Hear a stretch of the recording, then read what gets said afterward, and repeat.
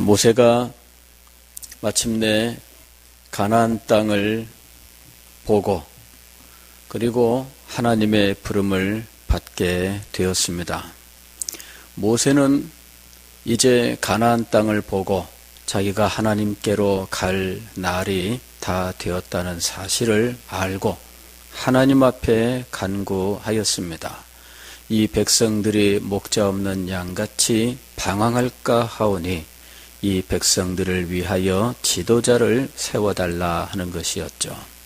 하나님께서는 이미 이 모세의 후계자를 예비하시고 준비하시고 훈련시키고 계셨습니다. 아론의 뒤를 이어서는 엘르아사를 이미 세워 놓으셨고, 그리고 모세를 위하여는 여호수아를 이미 훈련시켜 놓았던 겁니다. 그때가 언제일지는 알 수 없었지요. 왜냐하면은 모세가 120세가 될 때까지 그는 건강하였습니다. 신명기서 34장 모세의 죽음을 기록한 부분을 보게 되면 그는 120세가 될 때까지 눈이 흐리지 않고 기력이 쇠하지 아니하였다라고 말씀합니다. 그가 높은 산에 올라 가나안 땅을 볼 수 있을 만큼 여전히 체력이 따라 주었던 거지요. 그 산에 혼자 올라갔던 겁니다. 그리고 그 곳에서 멀리 가나안 땅을 바라보았고 하나님의 부름을 받습니다. 그리고 나서 그의 시신은 천사가 숨겼던 거예요. 사탄은 모세의 시신을 가지고 장난을 치려고 했습니다. 그래서 이스라엘 백성들에게 시신 숭배하는, 죽은 자를 숭배하는 이런 잘못된 어떤 신앙의 파탄을 만들어 내려고 시도했던 거예요. 그러나 천사를 보내서 하나님께서는 모세의 시신을 사탄의 수중에서부터 지키셨고, 그리고 모세의 시신은 그 누구도 볼 수가 없었습니다. 자, 그렇게 높은 산에 혼자 올라갈 수 있었습니다. 그만큼 그는 정정한 상태였고 아무도 모세가 오늘이 죽을 날이다 그렇게 생각할 수 없을 만큼 건강했었던 거죠. 그러나 모세는 하나님의 부름을 받았을 때 그는 이미 자기가 하나님께 간다는 사실을 알고 남게 될 자기 백성들을 위하여 하나님 앞에 기도했던 것입니다. 하나님께서는 이미 예비하고 계셨습니다.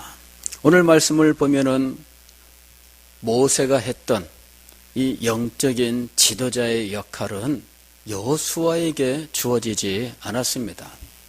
제사를 드리고 이스라엘 백성들이 어떻게 해야 될지 하나님의 말씀을 듣고 판단하던 이 모든 일들은 제사장 엘르아살에게 주어집니다. 그리고 모세가 하나님의 음성을 듣고 지시를 받는 것과는 이제 전혀 다른 상황이 벌어지게 됩니다. 제사장은 하나님의 음성을 듣고 판단하는 것이 아니라 우림과 둠밈이라고 하는 이 도구로서 하나님의 뜻을 알아내야 하는 상황이 되었던 것이죠. 이제는 모세처럼 하나님을 직접 대면하여 그 음성을 듣고 직접 지시를 받는 일은 일어나지 않습니다. 신명기서 34장 9절 이하를 보게 되면 이런 사람은 다시 일어나지 않았다라고 이야기합니다. 이스라엘의 모세와 같은 선지자는 다시 일어나지 않았다. 그는 여호와 하나님을 직접 대면하여 하나님께로부터 배움을 받아 알게 되었다고 기록하고 있습니다. 자, 영적인 역할은 대제사장 엘르아살에게로 넘어가지만 그러나 모세와 같은 정도의 영적인 모습을 보일 수는 없습니다. 자, 그 다음에 이스라엘 백성들 앞에서 하나님의 뜻을 순종하여 이끌어 가야 하는 역할, 그것은 이제 여호수아에게 주어진 겁니다. 지금까지는 이 모든 역할이 한 사람에게 주어져 있었어요. 물론 대제사장 아론도 있었고 아론이 죽은 후에는 엘르아살도 있었지만 모세가 있는 동안에는 제사장의 역할이라고 하는 것이 그렇게 크지 않았습니다.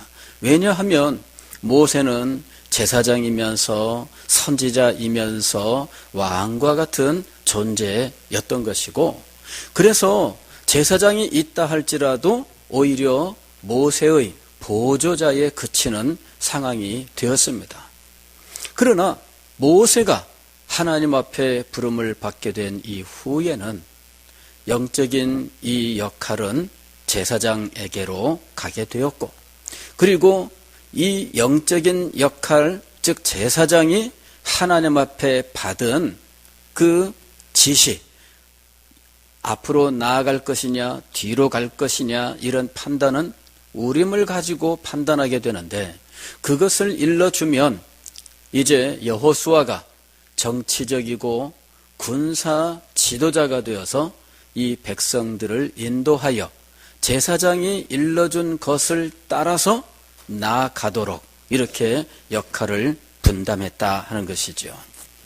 여호수아는 마치 그가 훈련을 받았던 장면을 생각해 보면 모세를 대신하는 영적 지도자가 될 것처럼 그렇게 생각하기가 쉽습니다. 저도 성경을 읽으면서 여호수아는 모세를 대체할 수 있는 영적인 지도자로서 훈련을 받는 것이 아닌가, 그런 생각을 했습니다.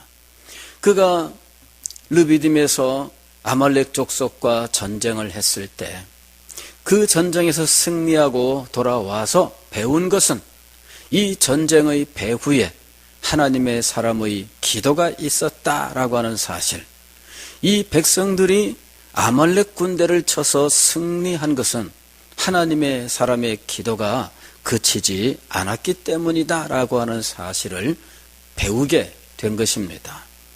그리고 그는 모세의 시종으로서 모세가 회막을 만들었을 때 그 회막에서 아예 떠나지 않고 머물면서 여호와 하나님을 섬기는 일을 했었고, 모세가 시내산에 올라가서 하나님께 십계명을 받을 때 아무도 따라간 사람이 없는데 여호수아만큼은 모세를 수종하여 따라갔던 거죠.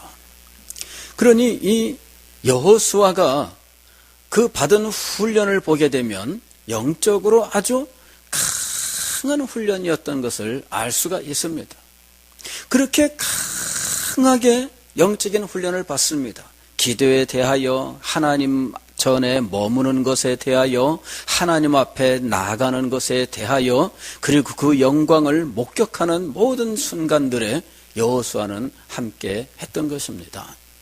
그러나 막상 영적인 지도자의 역할은 여호수아에게 주어지지 않았습니다. 자, 이것은 무엇을 의미하는 것일까요? 여호수아가 지도자로서 격이 떨어진다, 그런 이야기가 아닙니다. 그런 이야기가 아니라 하나님께 쓰임받는 일꾼이 단지 그가 해야 하는 어떤 기능, 어떤 역할에만 탁월하면 되는 것이 아니라 하나님의 일을 하는 사람은 기본적으로 영적인 훈련과 영적인 성숙이 있어야 한다 하는 사실을 우리들에게 가르쳐주고 있는 것입니다. 하나님께서는 여호수아를 영적인 지도자로 세우기 위하여 훈련시키지 않으셨습니다. 하나님께서는 여호수아를 정치적인 지도자로 삼기 위하여 훈련시키셨습니다.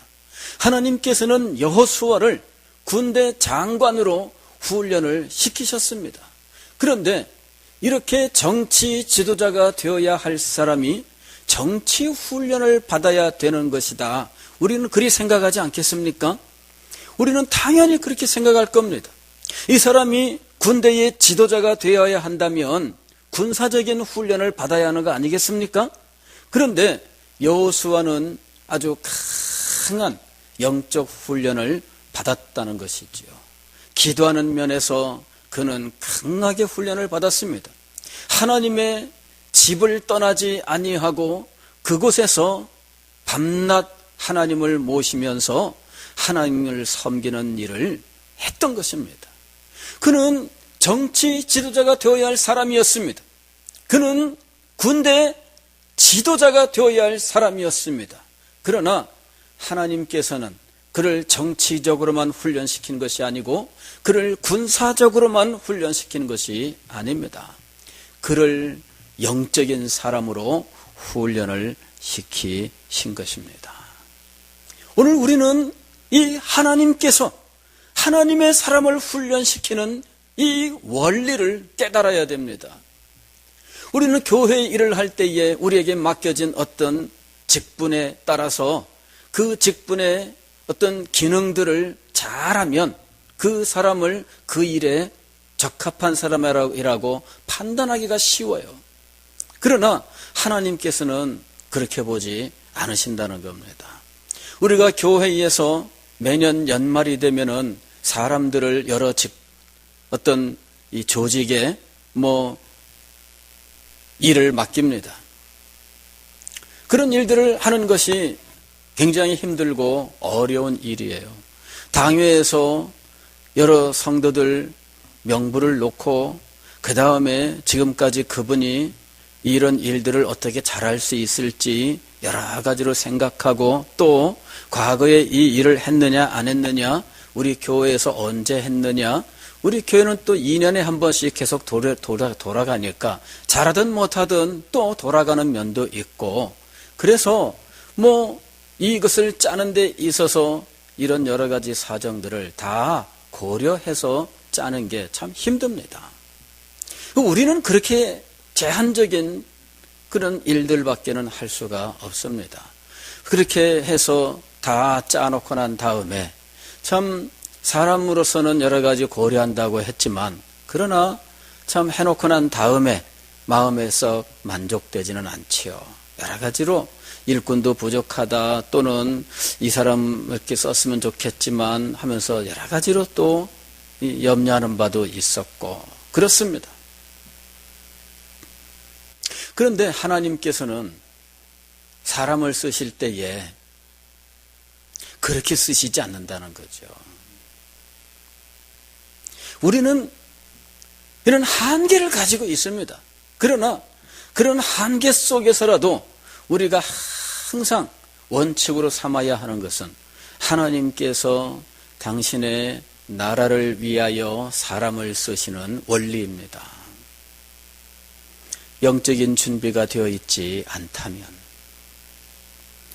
하나님께서는 그 사람을 크게 사용하시지 않습니다.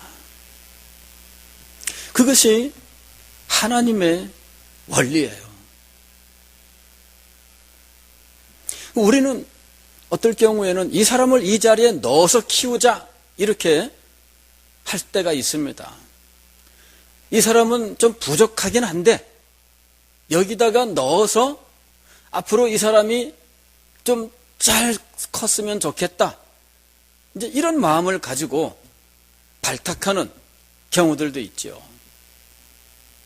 그러나 그게 반드시 성공한다는 보장은 없습니다. 그렇게 했는데 이 사람이 그 자리에 오고 난 다음에 안 왔으면 차라리 성장이 됐을 텐데 그 자리에 왔기 때문에 오히려 잘못되는 이런 일들도 많이 일어나요.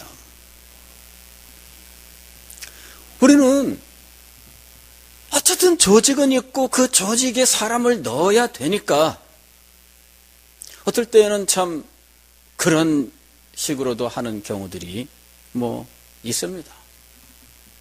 그러나 하나님께서는 그렇게 하지 않으셔요.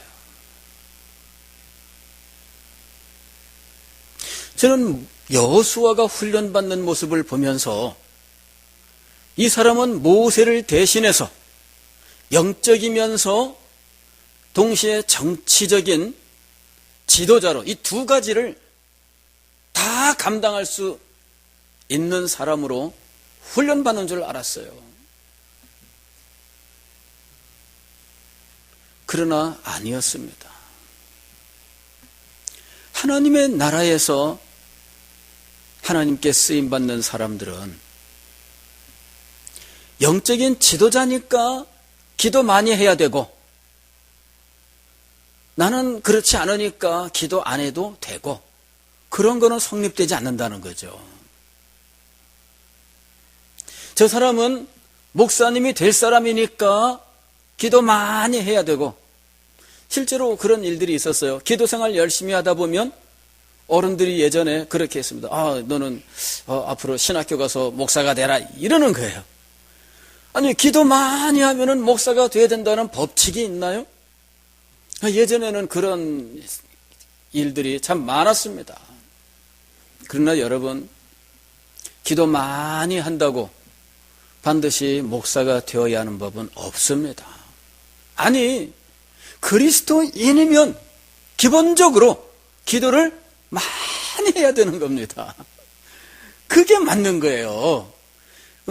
기도를 많이 하되 그 사람들 가운데에서 누구는 목사도 되는 거고, 누구는 직장 생활하기도 하는 거고, 누구는 자기가 원하는 전문 분야도 나가는 겁니다. 그러나 기도하는 면에 있어서는 다 똑같습니다.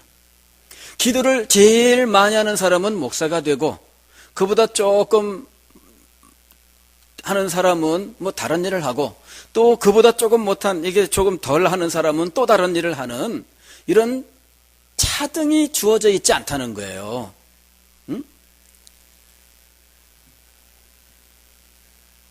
근데 우리는 그렇게 생각하기가 쉽다는 거죠. 여호수아의 경우를 깊이 생각해 보십시오.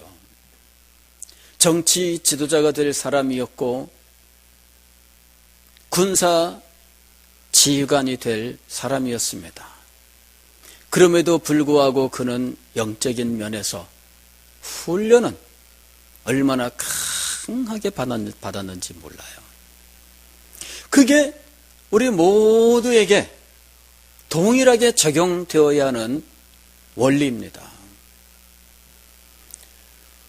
앞으로 목사 되어야 될 신학생들과 우리 교역자들은 우리 모임 가운데에서 기도를 제일 많이 하는 사람, 그럴까요?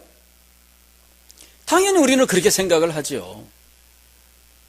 그러나 실상은 우리 모두가 기도라는 면에서는 하나님 앞에 다 똑같습니다. 여러분이 기도의 사명을 덜 받은 거 아닙니다. 여러분이 하나님 앞에 자기의 모든 것을 다 바쳐 헌신해야 된다는 면에서 교역자와 다를 바가 하나도 없습니다. 교역자니까 하나님 앞에 다 바치고, 여러분들은 하나님 앞에 다 안 바친다, 그래도 괜찮다, 그건 성경적 원리가 아닙니다. 우리의 모든 것은 어느 누구나 상관없이 다 하나님의 것을 받아 살고 있고, 우리는 모든 것을 하나님의 영광을 위하여 바치는 삶을 살아야 합니다. 우리의 시간이든 우리의 재능이든 우리의 재물이든 다 그렇게 사용되어야 되는 거예요. 이거는 차등이 없습니다. 하나님의 일을 해야 될 일꾼들에게 있어서 그 사람이 어느 영역에 있든지, 이 사람이 목사님이니까 물론 더 해야 된다는 의식들을 갖게 되죠. 목사 자신도 그런 생각을 갖고 성도들도 그런 생각을 갖습니다. 그러나 하나님께서는 우리 모두에게 동일하게 그만큼의 기도의 삶을 요구하고 계시고 있다는 겁니다. 여호수아의 훈련은 우리에게 그 원리를 가르쳐주고 있는 겁니다. 여러분이 하나님의 말씀을 연구하고 하나님의 말씀을 마음에 새기고 하나님의 말씀을 순종하며 살아가는 삶에 있어서 누구나 다 동일해야 됩니다. 차등이 있으면 안 되는 것입니다. 물론 신앙 성장의 단계에 따라서 차등은 어떤 차별성은 보일 수 있습니다. 그러나 그것은 신앙 성장의 단계에 따라서 달리 보일 뿐이지 각자 이 모든 사람들에게 주어진 원리는 동일합니다.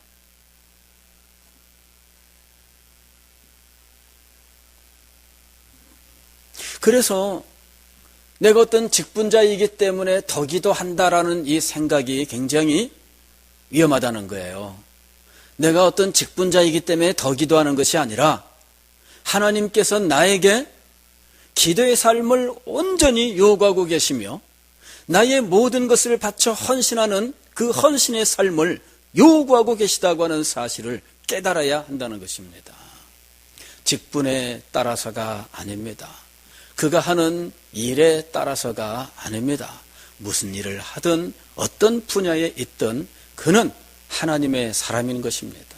그리고 그렇게 하나님을 전심으로 섬기는 그 사람을 주님께서 그 분야에서 그 자리에서 하나님의 종으로 크게 사용하시는 것입니다. 사랑하는 성도 여러분, 2015년 이제 새로운 한 해가 시작되었고 여러분들의 마음속에 여러 가지 결심들이 있을 줄 압니다. 여러분의 마음속에 있는 그 결심 정말 변치 아니하고 주님 앞에 열심히 기도하면서 실천할 수 있기를 바랍니다. 그리고 분명히 우리가 마음속에 기억해야 될 것은 하나님을 섬기며 헌신함에 있어서 우리는 아무런 차별이 없이 누구나 다 하나님이 원하시는 그 가장 높은 수준, 가장 탁월한 수준까지 가야 된다 하는 것입니다. 그럴 때 주님께서는 여러분들이 있는 그 자리에서 여러분이 섬기는 그곳에서 하나님의 은혜와 능력을 입고 하나님의 손에 붙들려 쓰임받는 일꾼으로 삼아 영광을 받으실 겁니다. 이렇게 주님을 영화롭게 하는 하나님의 사람들이 되시기를 주의 이름으로 축원합니다.